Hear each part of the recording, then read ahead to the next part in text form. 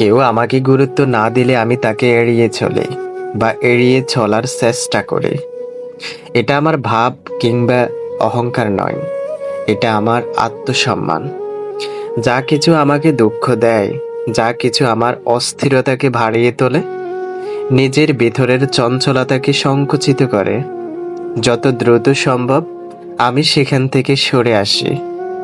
তা যতই প্রিয় হোক না কেন, তা যতই আপন হোক না কেন, সরে আসার সুন্দর একটি উপলব্ধি হলো তখন কেবল সরে আসার দক্ষতাই থাকে।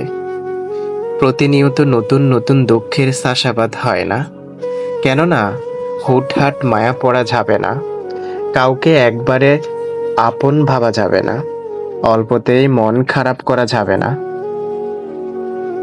কিছু ব্যবহার নিয়মের বাহিরেও মেনে নেওয়ার সৎ সাহস থাকতে হবে। মনে রাখতে হবে, এক জীবনে অনেক মানুষের সাথে পরিচয় হবে। কেউ আপন হবে, কেউ বা পর হবে, আবার কেউ বা স্বার্থপর হবে।